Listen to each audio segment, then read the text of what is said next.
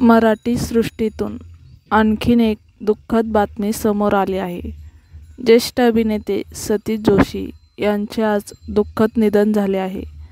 रंगमंचावर काम करत असतानाच त्यांनी स्टेजवर अखेरचा श्वास घेतला. सतीश जोशी यांनी आजवर अनेक नाटक, मालिका तसेच चित्रपटातून काम केले आहे. अभिनेते दिग्दर्शक राजेश देशपांडे यांचा कार्यक्रम सुरू होता. सृजन द क्रिएशन या त्यांच्या संस्थेचा 4था वर्धापन दिन म्हणून काही दिवस विविध कार्यक्रमांचे आयोजन करण्यात आले होते. यातच सतीश जोशी हेही महत्त्वपूर्ण भूमिकेत होते.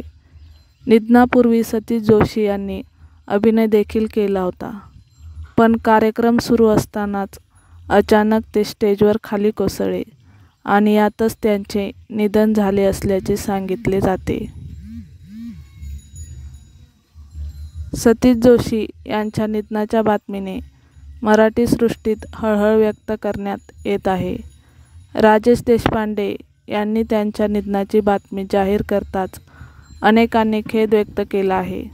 तर अभिनेते अतुल काळे यांनीही सतीश जोशी यांना श्रद्धांजली वाहिली आहे.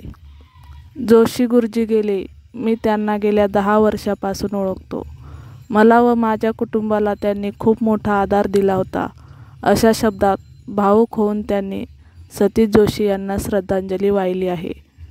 दिग्दर्शक वीरेंद्र प्रधान यांच्या बहुतेक मालिकांमध्ये सतीश जोशी यांना भूमिका ठरलेल्या असायच्या. साहित्य संघाच्या मच्छकटिका नाटकातून काम केले होते. त्यामुळे सर्वच कलाकारांना त्यांच्या निधनाची बातमी कळताच खूप मोठा धक्का बसला आहे.